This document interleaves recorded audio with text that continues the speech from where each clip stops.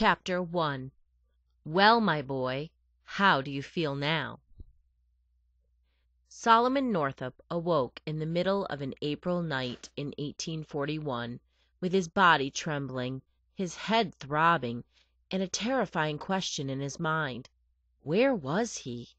He slowly realized that he was in a dark, dank, foul-smelling dungeon in Washington, D.C. Worse yet, he was in handcuffs, and his feet were chained to the floor. As his head cleared, Solomon managed to slip a hand into his trousers pocket where he had placed his money and his free papers for safekeeping. They were gone. He checked his other pockets and found no trace of the money or the papers that proved he was one of 400,000 free blacks in a nation where 2.5 million African Americans were slaves. There must have been some mistake, Solomon told himself. Any second now the two white men he had been traveling with would arrive to free him. But as the night wore on, he began to wonder whether these seemingly friendly men could have betrayed him. The rising sun revealed that Solomon was in a cell with only one small window covered by thick iron bars. Soon he heard footsteps coming down the stairs. A key turned in a lock, the heavy iron door swung open, and two men entered the room where Solomon was chained. "Well, my boy, how do you feel now?" asked one of the men, who Solomon later learned was named James Birch. Solomon, who was 32 years old, wasn't accustomed to being called "boy," which was a demeaning way of addressing male slaves, regardless of age. "What is the cause of my imprisonment?" Solomon demanded. "I have bought you, and you are my slave," said Birch, adding that he planned to send him far south to New Orleans to be sold. "I am a free man, a resident of Saratoga Springs, New York, where I have a wife and children who are also free, and my name is Northup," Solomon protested. Furthermore, he vowed once he was liberated from this hellhole, he would prosecute Birch for kidnapping. Birch was enraged. He called Solomon a black liar and insisted that he was a runaway slave from Georgia. As Solomon continued to assert that he was a free black man from New York, Birch ordered his assistant to bring him his paddle and whip. Ripping off Solomon's shirt, the assistant stood on his chains to pin him to the floor while Birch beat him with the paddle. From time to time Birch paused to ask whether Solomon still claimed that he had been free. Despite the intense pain, Solomon refused to say that he was a slave. When the paddle broke, Birch picked up his whip. Soon streams of blood were pouring down Solomon's back, and strips of skin were gouged out wherever the lash struck. Even so, Solomon still wouldn't say what Birch demanded, that he was a fugitive slave from Georgia. After a quarter of an hour, Solomon was barely conscious, and Birch's right arm was exhausted. As he put down his whip, Birch warned Solomon, "If you ever utter again that you are entitled to your freedom, or that you have been kidnapped, the punishment you have just received is nothing compared to what will follow." Birch and his assistant then departed, slamming the big iron door behind them. Solomon had been beaten so savagely that for a few days he expected to die. His handcuffs and leg chains were removed, but the pain from his injuries made movement difficult. His only contact with the outside world came twice a day, when the assistant brought him a tin plate containing a piece of fried pork, a slice of bread, and a cup of water. When he had healed enough to walk, he was allowed to exercise in the yard with several other black prisoners in the building. One man whom he befriended, Clemens Ray, informed him that they were in a slave pen, a kind of prison where James Birch held his slaves before sending them down to New Orleans to be sold. The slave pen was so close to the U.S. Capitol that Solomon could see the building's dome from the yard. Heartsick and furious about being enslaved, Solomon enjoyed peace of mind only when he went to sleep at night. Then he would dream that he was back in Saratoga Springs with his wife and their 3 children. But he always awakened to the realization that he was imprisoned in a jail cell in Washington, D.C., and in the darkness he would weep bitter tears. Yet he did have one hope: escape.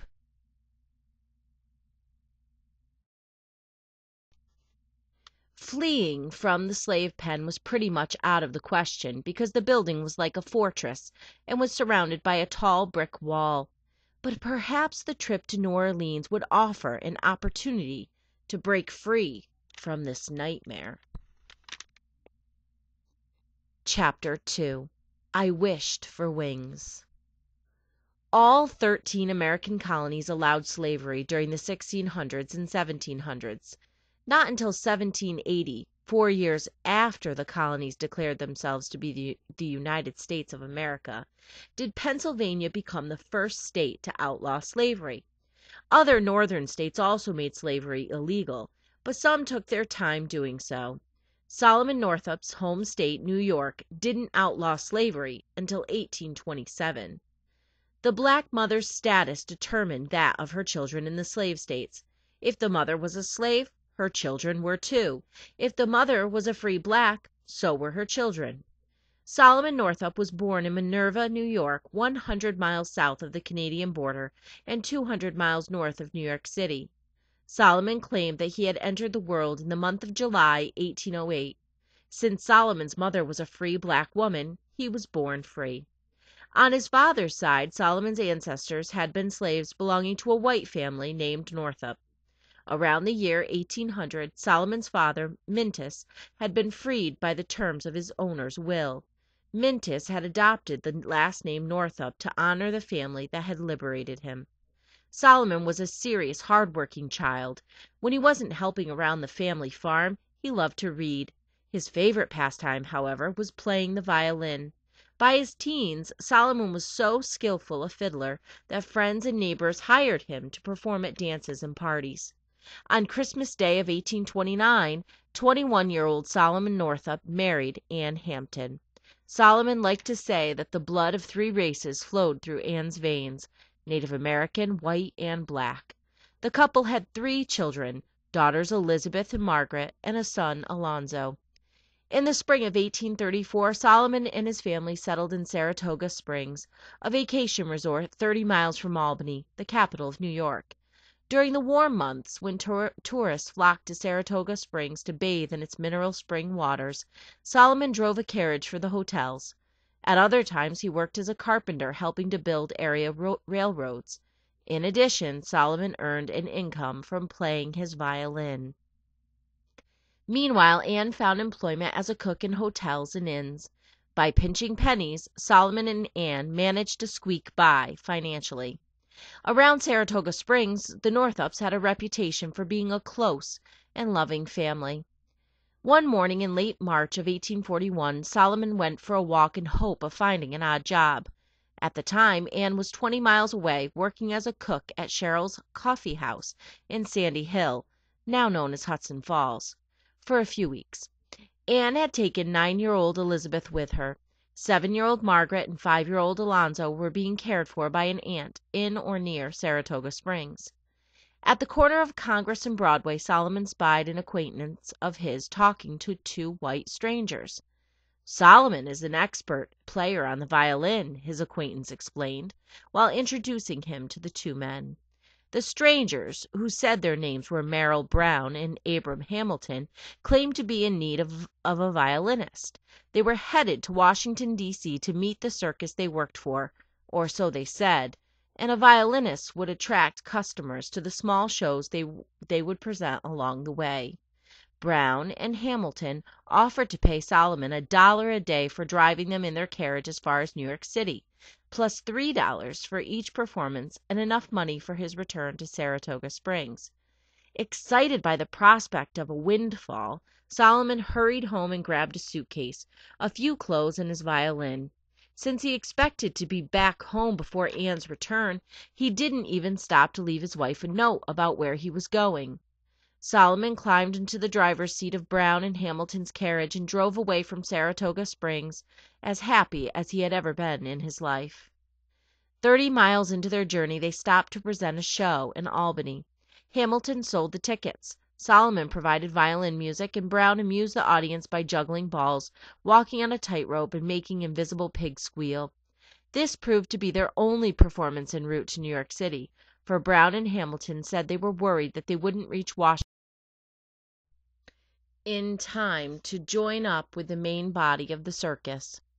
Once in New York City, Solomon expected to be paid and then return home to Saratoga Springs.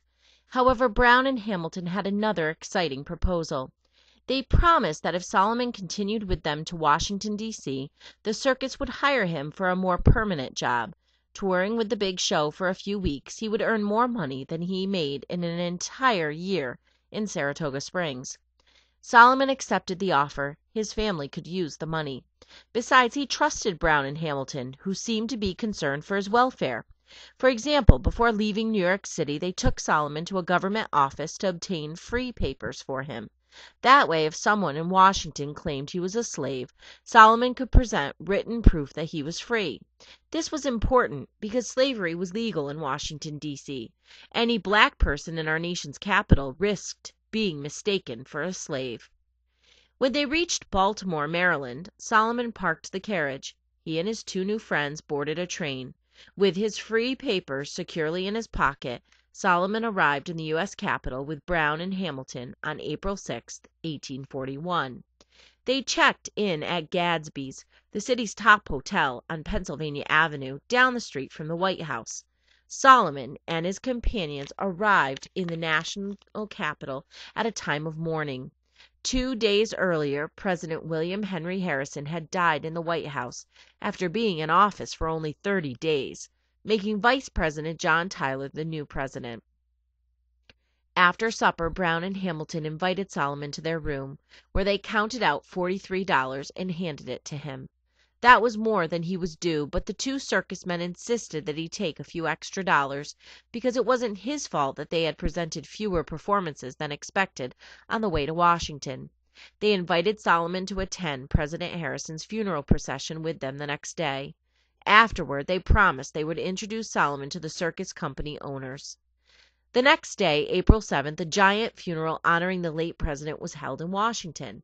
Bells were tolled, cannons were fired, and thousands of people joined the procession on foot and in carriages.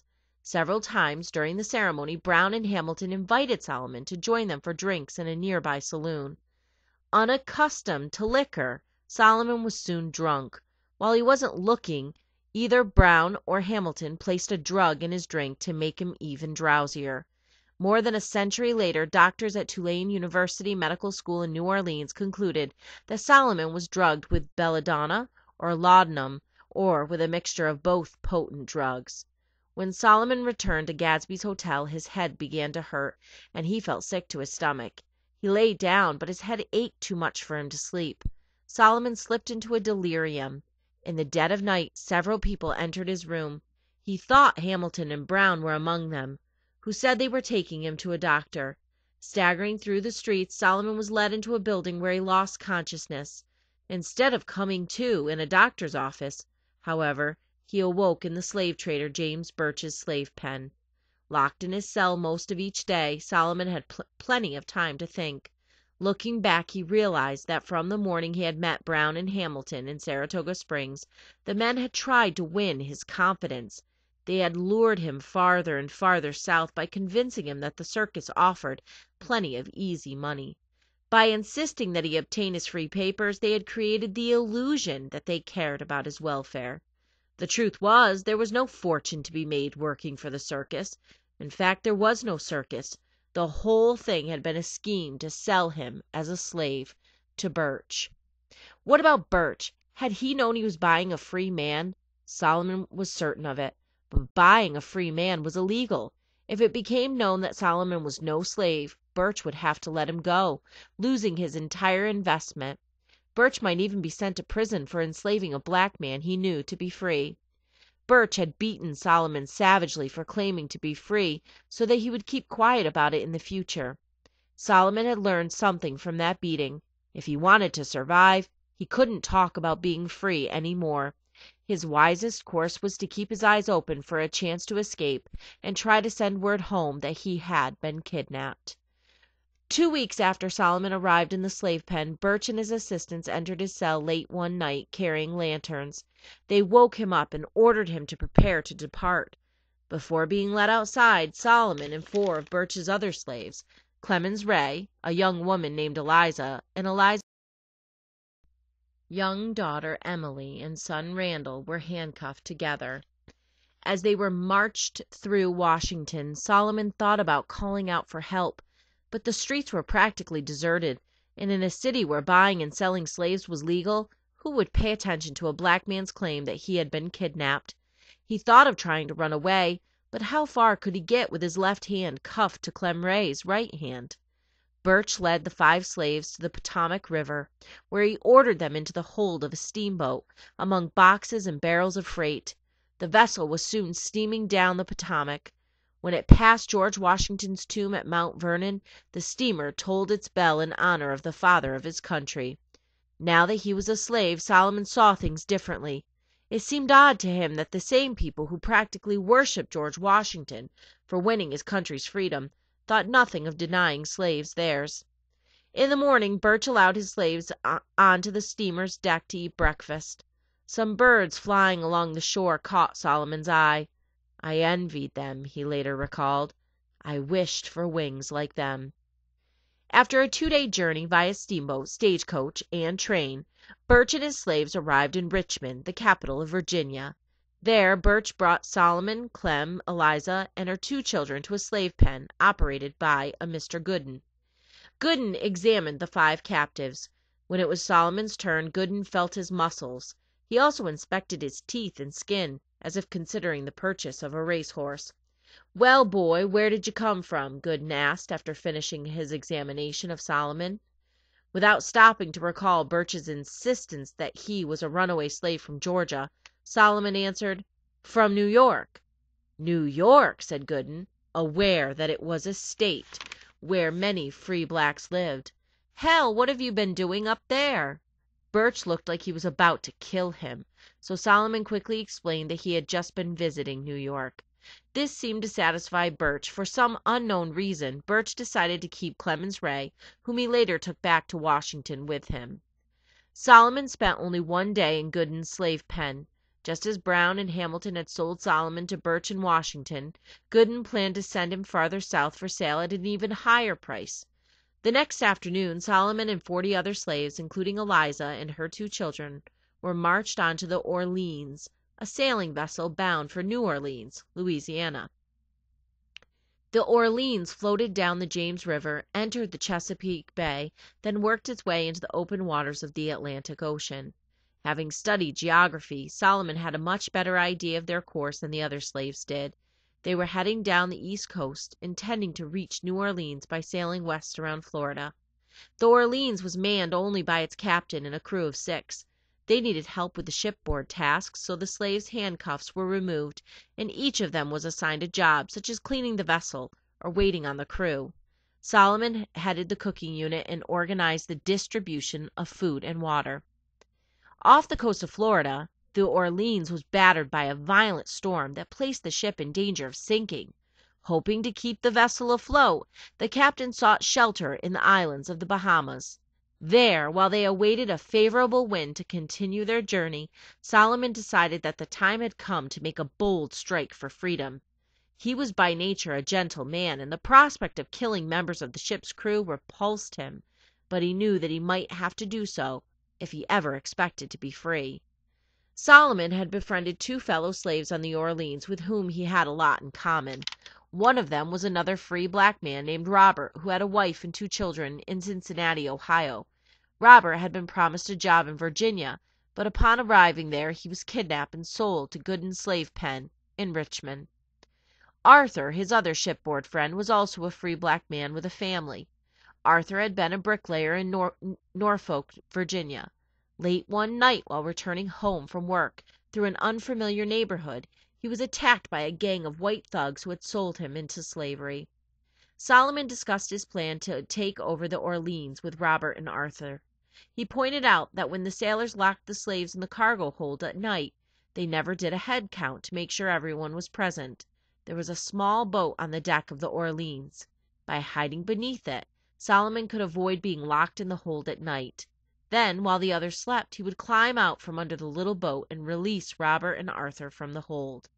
Next, the 3 of them would grab the pistols and cutlass in the captain's cabin and take the captain and crew prisoner, shooting anyone who resisted. They would then sail the ship up to New York City, where authorities were likely to sympathize with them. Solomon and his two accomplices kept their plan secret because slaves caught plotting a revolt could be put to death. Soon after Robert and Arthur agreed to his plan, Solomon tested whether the little boat was a good hiding place. When the slaves were ordered into the hold for the night, he slipped away and hid beneath the boat. At dawn he sneaked out without anyone noticing and joined the other slaves emerging from the hold. The three men decided to strike as soon as the Orleans departed the Bahamas. Finally, a favorable wind stirred, and the Orleans pulled up anchor and set sail. But before they could seize the vessel, Robert became ill with smallpox and died. He was buried at sea, 1,000 miles from his home and family in Cincinnati. The plan for seizing control of the ship died with Robert because Solomon and Arthur could not do it by themselves. An evening or two after Robert's death, Solomon was resting on the deck when a sailor asked why he was so downhearted. The sailor, Englishman John Manning, seemed sympathetic, so Solomon decided to take a chance. He explained that he was a free man from New York with a wife and 3 children, and that he had been kidnapped. Manning listened closely and then offered his help. Before they parted, Solomon asked Manning to meet him in a front section of the ship called the forecastle at a certain time the following night, and to bring pen, ink, and paper with him. The next night Solomon once again avoided being locked in the hold by hiding under the little boat. In the middle of the night he crawled out and went to meet Manning. When Solomon reached the forecastle, Manning motioned him to sit at a table where he had placed pen, ink, and paper. Solomon then began to do what very few slaves could do: write a letter. White Southerners feared that educated slaves might pass notes to each other and plan a big rebellion. That was why Southern states had numerous laws forbidding slaves, and sometimes even free blacks, from learning how to read and write. White people who dared teach African Americans in defiance of the laws faced punishment themselves. For example, in 1829, Georgia passed a law providing a fine of $500, about $12,000 in 2011 dollars, and possible imprisonment for any white man or woman who taught a black person, slave or free, to write. In 1830, Louisiana and North Carolina passed laws forbidding the teaching of reading and writing to slaves. The penalty for educating a slave in Louisiana was a year in prison. 2 years later, Alabama and Virginia enacted laws subjecting white people to a fine and a whipping if they were caught teaching blacks to read and write. As a free black person growing up in New York, Solomon had obtained a fine education, so he could read and write very well. Sitting at the table with John Manning, he wrote a long letter to Henry B. Northup, a lawyer from Sandy Hill, New York, who was a member of the family that had owned Solomon's forebears. In his letter, Solomon said that he had been kidnapped and was headed for New Orleans, aboard the Orleans. Unfortunately, he didn't know who would buy him and where he would live, but he hoped Mr. Northup would inform his family that he was still alive and in New Orleans area so they could track him down and rescue him. John Manning promised to mail Solomon's letter from the New Orleans post office. A day or two later, the ship arrived at the Crescent City with its cargo of slaves. Shortly after the Orleans docked, Solomon witnessed a remarkable scene. 2 men boarded the vessel and informed Arthur that he was a free man and that his kidnappers had been arrested and jailed. As he left the ship, Arthur danced about with happiness, but when Solomon looked at the crowd on the wharf, he saw no familiar faces come to liberate him. Yet he knew he had one friend among the crew. As he left the Orleans, John Manning looked at Solomon over his shoulder. Solomon thought Manning's glance was to let him know that he hadn't forgotten about mailing his letter. Chapter 3. I Will Learn You Your Name. Shortly after the Orleans docked in New Orleans, slave dealer Theophilus Freeman arrived on board. Freeman, who did extensive business with James Birch, had bought Solomon and several other slaves aboard the ship sight unseen. Before taking this human cargo to his slave pen, he called their names and handcuffed them. When he called out, "Platt," no one stepped forward. Pointing to Solomon, Freeman asked the captain of the Orleans, "Who shipped that N?" "Birch," replied the captain. "Your name is Platt. You answer to my description," said Freeman, studying his list. "Why didn't you come forward?" Solomon honestly answered that he had never been called Platt before. "Well, I will learn you your name," said Freeman, threatening to whip Solomon if he ever again forgot that his name was Platt. Along with the other slaves Freeman had purchased, Solomon was led to his new owner's slave pen. A portion of the pen was a kind of showroom where people shopping for slaves came to look over the merchandise. Freeman's #1 rule was that his slaves must do their best to look spry and smart, in order to attract buyers and fetch a good price. He even demanded that they dance for customers to show that they were happy to be slaves. Solomon had been in Freeman's slave pen a day or two when an elderly gentleman came in. He lived in New Orleans, the gentleman said, and he needed a coachman. Solomon very much wanted the man to buy him, because he figured that New Orleans would offer opportunities for escape. But when Freeman announced that Solomon was selling for $1,500, equal to $40,000 today, the gentleman said that was too much and backed off. That night Solomon came down with smallpox, the disease that had claimed Robert's life at sea. He was sent to Charity Hospital on the outskirts of New Orleans, where his condition worsened. He ran a high temperature, suffered from severe body aches, and for 3 days was completely blind. The doctors believed that Solomon would die, but the thought that he had to live and return to his family went round and round his feverish brain. After 16 days in the hospital, he began to recover and was returned to Freeman's slave pen. Finally, after weeks of being offered for sale, Solomon was purchased by William Ford, a planter from central Louisiana. Solomon was in such poor condition from his bout with smallpox that his selling price dropped to $900, $600 less than what he would have been sold for before he became so seriously ill. He had now been sold 3 times, by Brown and Hamilton to Birch, by Birch to Freeman, and then by Freeman to Ford. Slaves generally had no last names of their own, but were called by their owners' last names. Platt Ford, as Solomon Northup was now known, was taken by boat train and on foot to William Ford's plantation. The Ford property was located in the Great Pine Woods. Escape from this vast wooded wilderness in Louisiana's Red River Valley was nearly impossible. For one thing, the area's large swamps were home to alligators and poisonous snakes. For another, the nearest free state, or state that had outlawed slavery, was 500 miles away.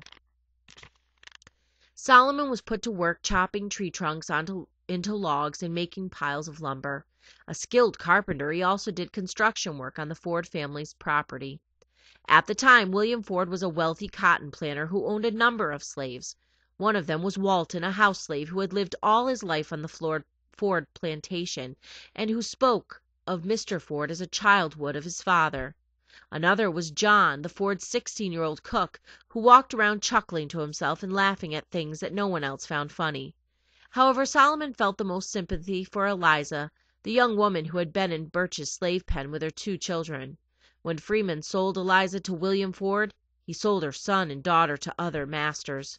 Knowing that she probably would never see her children again, Eliza cried almost continuously. Solomon expected that the fact that William Ford owned slaves would be reason enough to despise him. To his surprise, he found that although Ford was blind to the evils of slavery, because he had been surrounded by it all his life, he also had some redeeming qualities. Every Sunday, Ford gathered his slaves and read a portion of the Bible to them. Ford even broke the law by giving his slaves Bibles, and he was one of the rare masters who believed it was better to treat slaves kindly than to rule them through fear. Solomon was even tempted to tell Mr. Ford that he had been kidnapped into slavery in the hope that he would free him.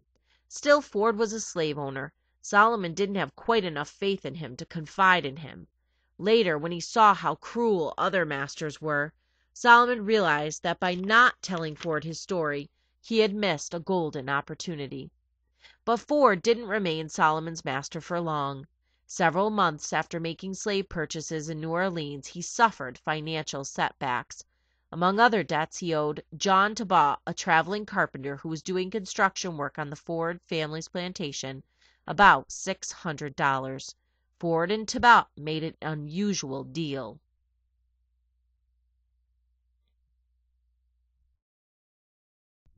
They agreed that Solomon was worth $1,000. Ford settled his debt to the carpenter by signing over ownership of 60% of Solomon, a commodity worth $600, to Tobaugh. However, Ford retained ownership of 40% of Solomon, a commodity worth $400. The fact that Ford still owned nearly half of him would mean the difference between life and death for Solomon Northup. Now known as Platt Tobaugh, Solomon had to take orders from the man who owned more than half of him. The carpenter ordered Solomon to help him complete his work on the Ford plantation. Unfortunately, Tobaugh was a cold-hearted taskmaster who made Solomon work from the first light of dawn until late into the night. He also continually found fault with Solomon's work and frequently cursed him out, never offering a word of encouragement. An ignorant, uneducated man, Tobaugh was probably jealous of Solomon's large vocabulary and confident manner, as if he didn't think of himself as a slave. The first serious trouble occurred when Ford was away at his summer home. Tobaugh and Solomon were building a structure called a weaving house on the Ford plantation. Ford's overseer, a man named Anderson Chafin, had been left in charge of all of Ford's property, including his 40% ownership of Solomon. A native of the free state of Pennsylvania, Chafin disliked the way Tobaugh treated Solomon. One night Tobaugh ordered him to awaken very early in the morning, ask Overseer Chafin for a keg of nails, and then use them to hammer in siding on the weaving house. Solomon did precisely as ordered. Before daylight he spoke to Chafin, who brought him a keg of nails from the plantation storeroom. "If Tobaugh prefers a different size, I will furnish them," Chafin said. He then mounted his horse and went out to supervise the field slaves, while Solomon broke open the keg and began installing the siding. A couple of hours later Tobaugh awoke and emerged from William Ford's house to inspect Solomon's work. He was in an especially foul mood and let loose a barrage of curses between complaints that the nails were the wrong size. "Damn you," he yelled at Solomon, "I thought you knowed something." "I tried to do as you told me, master," said Solomon, doing his best to calm Tobaugh.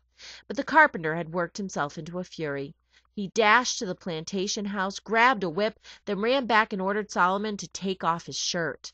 Besides feeling that he had done nothing blameworthy, Solomon had had his fill of being mistreated. "I will not," he said, defying his master. The next moment Tobaugh grabbed him by the throat and raised the whip. Solomon's pent-up rage now exploded. Before Tobaugh could strike, Solomon threw him to the ground, wrestled the whip away, and began lashing him with it. Tobaugh's pleas for mercy only increased Solomon's anger. Finally, Overseer Chafin heard the commotion and rode up on horseback to investigate. The penalty for a slave striking his master was death, but Chafin blamed Tobaugh for the fight. Aside from possessing a sense of justice, Chafin had to protect William Ford's 40% interest in Solomon. "What is the matter with the nails?" Chafin demanded of Tobaugh, after learning what had happened. When Tobaugh explained that they were the wrong size, Chafin said, "I told Platt to take them and use them, and if they were not the proper size, I would get others. It is not his fault." "This is not half over yet," said Tobaugh, shaking his fist and vowing that he would have his revenge on Platt. Tobaugh then saddled his horse and departed on the road to nearby Cheneyville. Tobaugh was a rascal and was up to no good, Chafin confided to Solomon. He ordered Solomon to remain on the plantation no matter what happened. Chafin then went back to supervise the field slaves. Solomon was not proud of the fact that he had whipped his master, for he knew that he had let his temper place his life in jeopardy. He stood for some time pondering what had happened, and then he saw what he had dreaded. Coming up the road was Tobaugh, accompanied by 2 other horsemen. The 3 men rode onto the Ford property, jumped off their horses, then approached Solomon, holding large whips. One of the men also carried a length of rope. The 3 men overpowered Solomon. They tied the rope around his wrists, ankles, and back until he couldn't move at all. With the loose end of the rope, Tobaugh fashioned a noose and looped it around Solomon's neck. "Now then," one of Tobaugh's friends said, "where shall we hang the N?" Solomon frantically looked around for Chafin, who was nervously pacing back and forth on the porch of the Ford house. Was this how his life would end, hanging from a tree 1,500 miles from home? Tears flowed down his cheeks, but they only drew laughter from the 3 men who intended to murder him. Tabot and his friends were dragging Solomon to a tree when Anderson Chafin suddenly approached with a pistol in each hand. "Whoever moves that slave another foot is a dead man," Chafin warned. "First, he does not deserve this treatment.